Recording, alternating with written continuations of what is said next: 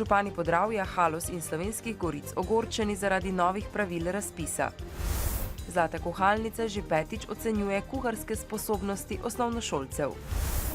Kakšna je športna aktivnost študentov na univerzi?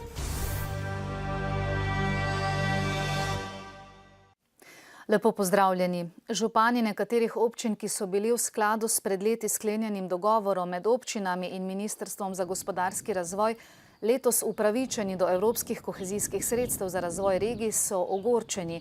Ministrstvo je spremenilo kvote.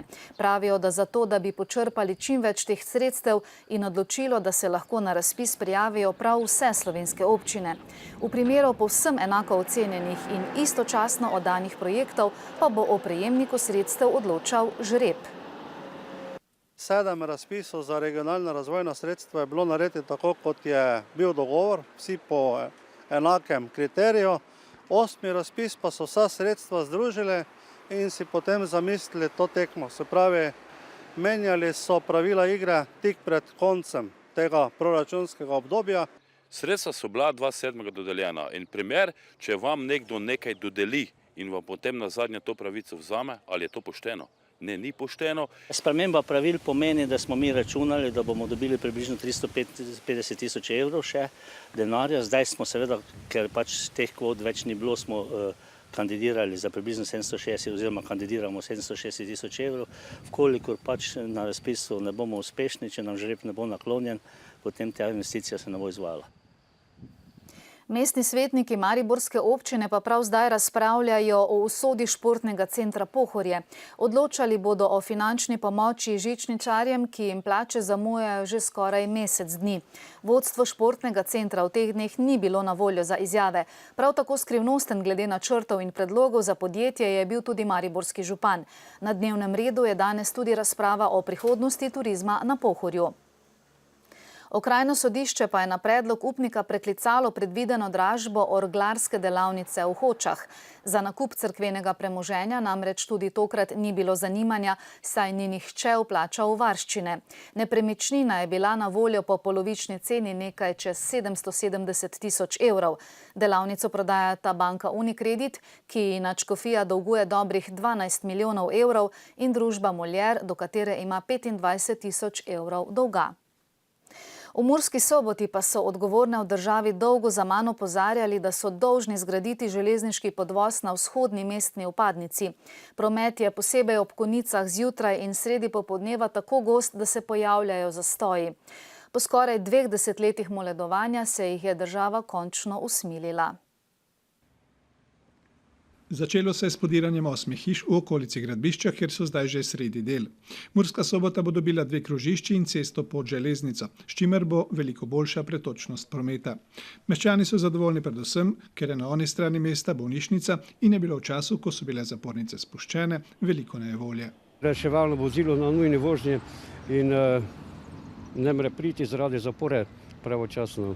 Tega zdaj ne bo več, ne bo boljše. Naj bi se to čim prej rešilo. Ko bo seveda ta rondo in pa podvoz urejen, potem bo poseben pas, ki bo omogočal prečkanje železniške proge preko podvoza in bo izvoz iz mesta proti regijski bolnišnici praktično dosti bolje urejen. Manj dobre volje pa je med sosedi. Cesta naj bi bila po novem bližje njihovim hišam, zato strah pred izpušnimi plini in hrupom. Zahteva je bila, da bi se tu naj naredili nekaj estetske protihrupne ograje, ampak kot pravim, država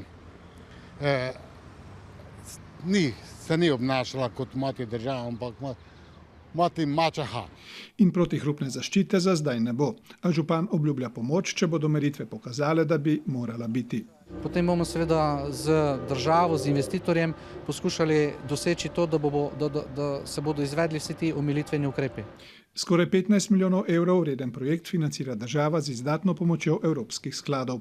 Železniški podvoz s krožiščama pa naj bi bil narejen do konca oktobra 2015. 10 minut pred 5. zjutraj se je na štajerski avtocesti pri počivališču Zima zgodila prometna nesreča, v kateri je umrl 37-letni voznik osebnega avtomobila, slovaški državljan. Kot je ugotovila policija, je Slovak iz neznanega razloga na avtocesti polkrožno obrnil in kaka 2 kilometra vozil v napačno smer, nato pa čelno trčil v kombinirano vozilo. Voznik slednjega je laže ranjen. Tudi včeraj smo poročali o hudi nesreči na avtocesti, ki se je zgodila pri razcepu Dragočova v smeri Šentilja. Policisti so ugotovili, da je poljski voznik tovornega vozila s priklopnikom za razcepom Dragočova vozilo ustavil na desnem prometnem pasu, nato pa zapeljal vzvratno. Takrat je pravilno iz smeri Maribora pripeljal italijanski državljan in brez zaviranja trčil v zadnji del poljskega priklopnika. Voznik osebnega vozila in njegov sopotnik sta umrla na kraju nesreče. Policisti so 64-letnega Poljaka pridržali in zaslišali, zaradi povzročitve nesreče pa ga bodo ovadili tožilstvu. Zdaj pa k prijetnejšim temam. V Radljah ob Dravi gradijo sonaravno kopalno jezero, prvo tovrstno v Sloveniji. Gre za dober 1 milijon evrov vredno naložbo, za katero so lani pridobili pol milijona evropskih sredstev. Ideja o kopališču v Radljah ni nova, že 2 desetletji so projekt vseskozi večali, saj na obsežnem območju Dravske doline ni letnega kopališča. Za kopalce bo nared že letos. Ta izkop bodo do julija spremenili v nekakšno mešanico med jezerom in bazenom. Čez zemljo bodo položili folijo, v delu za neplavalce bo čez njo nasuto drobno kamenje. Mikrobiološka sestava vode bo ustrezala bazenu, a v njej ne bo klora. Tehnologija je uvožena iz sosednje Avstrije. Zasadijo ob robu plavalnega bazena rastlinje in pa zraven tudi še preko filtrov, peščenih filtrov in pa preko dodajanja dodatnega kisika v vodo ustvarjajo pogoje, ki zagotavljajo ustrezno kvaliteto vode za kopanje. Jezero sprejme do 800 ljudi, računajo na dobro zasedenost, saj vse od Raven do Maribora ni kopališča. Ta zadeva, ki se zdaj dogaja na področju Reša, je za pozdraviti. Žal se je nekako zavlekla. Kam ste se zdaj recimo hodili kopati? Ste se sploh kam? Ja, v Ravne, ne? Koliko smo se lahko. Mi se bomo vozili na Ptuj pa na Štajersko. Bo šel se kopati? Ja. Bi bilo fajn, da bi bilo tukaj? Seveda bomo hodili zaradi otroka, ne? Za domačine bo kopanje v letošnji sezoni brezplačno. Se nahajate na področju, ki je obremenjeno za več kot 17% brezposelnostjo. In ti objekti, ki jih gradimo prvenstveno za naše ljudi. Razvijati pa želijo tudi turizem. Tukaj bo zato prostor še za avtodome in počitniške prikolice. Učenje kuhanja je ne le zabavno, pač pa tudi koristno. Zato na Turistični zvezi k temu spodbujajo že osnovnošolce. Danes je tako na Srednji šoli za gostinstvo in turizem Maribor potekalo že 5. tekmovanje za zlato kuhalnico. V spretnostih kuharske umetnosti se je pomerilo 51 učencev od 6. do 8. razreda iz 17 osnovnih šol. Letos so mladi kuharji pripravljali rižote in istrske fritule. To je sladica, ki je po vsej Sloveniji znana pod imenom miške. Potrebno je, da si pazljiv, da se ne zažgejo, da niso premalo skuhane, moraš paziti. Potem moraš, fajn je, da je malo ruma zraven, ker daje okus, aromo in veliko srca zraven. In kakšen je najboljši recept za pripravo rižote? Moramo paziti, da je riž ni prekuhan. In da da dodajamo točno jušne osnove, moramo dodati masla, malo timijana, pa jušna osnova je fajn, če je doma narejena, pa iz različne zelenjave. Pripravljam sirove, takšne okrasne ploščice in jih bomo dali pol gor in se jih lahko poje. Paziti pa moram, da so lepo okrogle oblike, da niso packe. Osnovnošolce je pri delu budno spremljala tudi strokovna komisija, ki je ocenjevala njihovo natančnost, iznajdljivost in ustvarjalnost, pa tudi videz in okus jedi. Ko gledamo tele mlade, je ocenjevanje, bom rekel, bolj tisto gospodinjsko. kako primejo nož, a pravilno uporabljajo posodo, da je skleda, kjer se pripravlja testo, da v pravilni kozici dušijo, da v loncu kuhajo, pa ni bistveno, ali je dovolj slano ali ne, ampak da so sestavine harmonično upete v jed. Za doma rabi samo veselje pa malo občutka. Če pa govorimo o profesionalnem pristopu, je pa tukaj še dosti več. Zabrav že od osnovnega, da rabi seveda kuharsko znanje, potem je občutek, potem je velik občutek za red, disciplino in čistočo, močne delovne navade. Namen tekmovanja pa ni zgolj priprava najboljše jedi. Cilj nam je tudi s to zlato kuhalnico doseči, da bi se čim več otrok vključilo v gostinsko šolo, se pravi v šolo za natakarja ali v šolo za kuharja. Najboljše mlade kuharske ekipe se bodo oktobra pomerile tudi na državnem tekmovanju v Portorožu v okviru 61. gostinsko-turističnega zbora Slovenije. RTV Slovenija in Zveza prijateljev mladine pripravljata nocoj dobrodelno prireditev Stopimo skupaj, siti besed, s katero bodo zbirali denar za plačilo toplih obrokov otrokom v šoli. V Sloveniji naj bi bilo več kot 700 otrok, ki jim starši ne morejo plačati šolske prehrane. Kot pravijo na zvezi, je topel obrok osnovna pravica vsakega človeka, šolar pa ga nujno potrebuje za dober telesni in psihični razvoj. Na zvezi so izračunali, da za plačilo šolske prehrane tem otrokom potrebujejo vsaj 300 000 evrov letno. Prireditev si lahko v neposrednem prenosu ogledate ob 20. na prvem programu Televizije Slovenija, s klicem pa otrokom pomagate pregnati lakoto. Družba za upravljanje terjatev bank je objavila javni razpis za zbiranje ponudb za odkup terjatev do družb AHA Plastik, AHA Emi, Paron, AHA Midas in AHA Sekaplast. Izhodiščna cena za terjatve, ki skupno znašajo 17 milijonov evrov, je slabih 11 milijonov evrov. Rok za oddajo ponudb je 13. maj. Preglejmo še druge domače vesti. Predsednik Republike Borut Pahor se je danes s pravnimi strokovnjaki posvetoval o morebitnih rokih za predčasne volitve, predvsem o tem, ali je te roke mogoče skrajšati. Mnenja pravnikov so različna. Eni zatrjujejo, da je treba preizkusiti vse možnosti za oblikovanje nove vlade in izkoristiti vse roke. Drugi ne vidijo ovir za razpis volitev takoj potem, ko se vsi odpovejo možnosti, da bi predlagali mandatarja.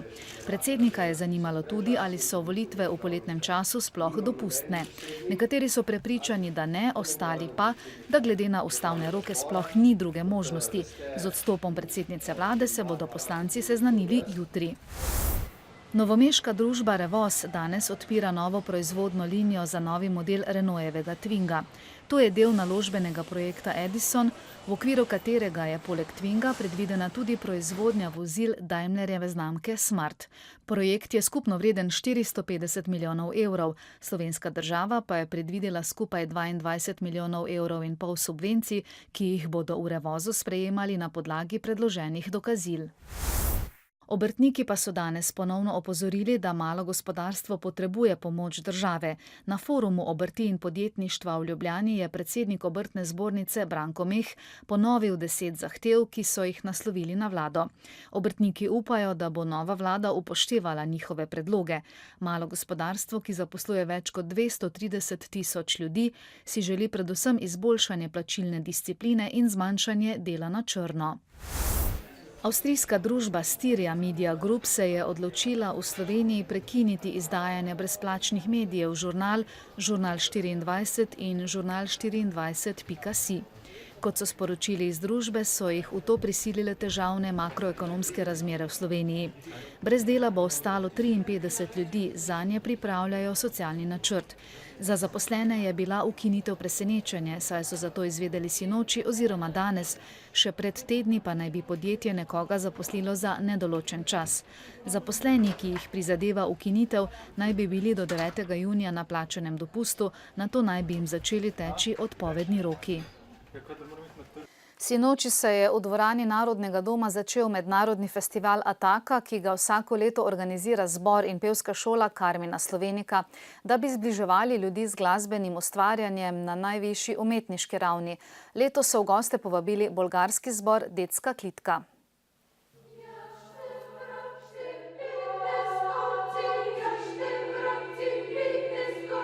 Detska kitka, 40-članski dekliški zbor iz Bolgarije, ima dolgo tradicijo, ki sega v leto 1974. Večja odprtost države prinaša tudi pestrejši zborovski repertoar in raznovrstnost glasbenih stilov. Sinoči pa so pevke predstavile skladbe s pridihom tradicionalne glasbe bolgarskega in širšega balkanskega območja. I like contemporary music a lot, but unfortunately Bulgarian composers don't write much right now. So basically I'm using everything else which is reliable in the world. Girls really appreciate when the music is good, no matter how simple or difficult it is. Sodelovanje med zboroma Karmina Slovenika in Detska kitka traja že nekaj let. Naš zbor je v Bolgariji gostoval lani. Doslej so na Ataki sodelovali ansambli iz Avstralije, Malezije, ZDA, Francije, Južne Afrike in Slovenije. Odlikujejo jih specifični repertoarji, vrhunske izvedbe ali pa prihajajo iz okolij z drugačno, za nas novo pevsko tradicijo. Glede na specifiko gostujočega zbora oblikujejo program festivala Ataka. Največkrat je to umeščeno nekako v sodobno glasbo.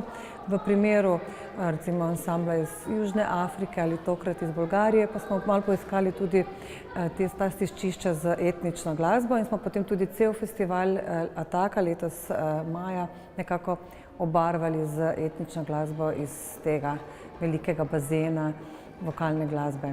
Balkansko obarvan bo tudi današnji večer. Projekt Balkanika, ki ga je zbor Karmina Slovenika prvič predstavil pred 7 leti, bo tokrat z novo generacijo izvajalcev zaživel v dvorani Narodnega doma danes ob 19:30. Pred največjo spremembo v sistemu študija, uvedbo bolonjskega sistema, je na Mariborski univerzi športno vzgojo obiskovalo 8000 študentov. Ker tega predmeta ni več v rednih programih, je zdaj slika povsem drugačna.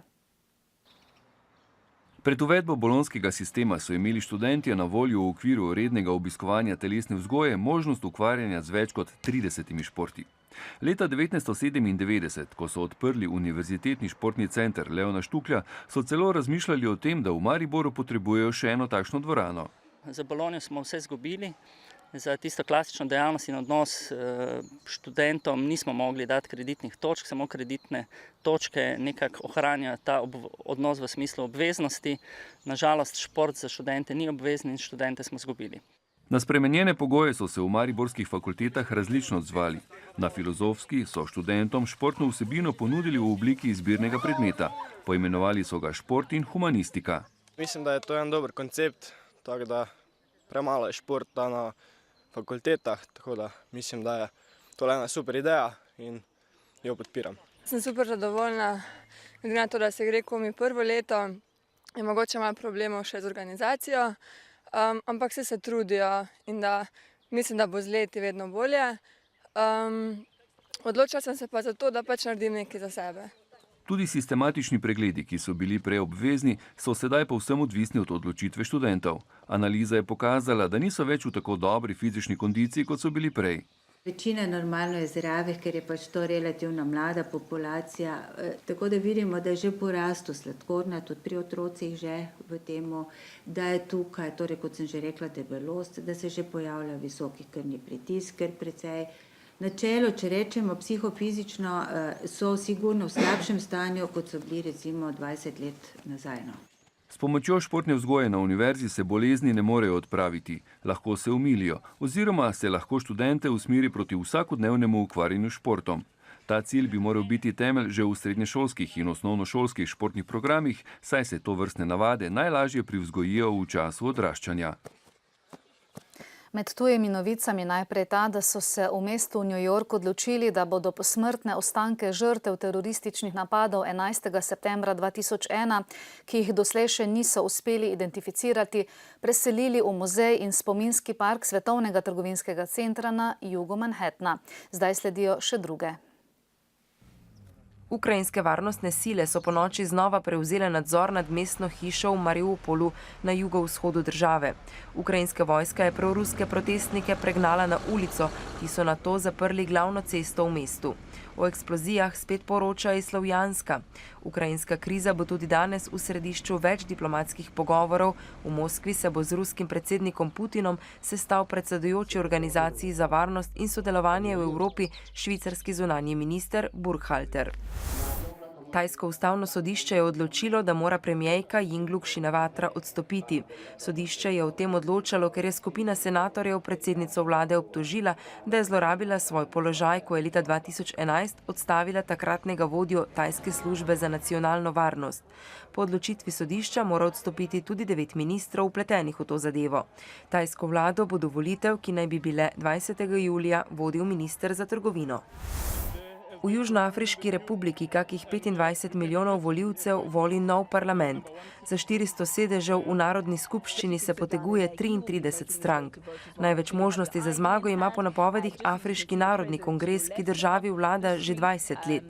Čeprav naj bi se mu podpora zaradi neučinkovitega vodenja države in razraščanja korupcije zmanjšala, mu še vedno napovedujejo več kot 60% glasov. Najmočnejša opozicijska stranka, Demokratska zveza, naj bi jih dobila kakih 20%. Pripadniki skrajne islamistične skupine Boko Haram so v Nigeriji v zadnjem mesecu zajeli že kakih 240 deklet, ki jih nameravajo prodati v sosednje države.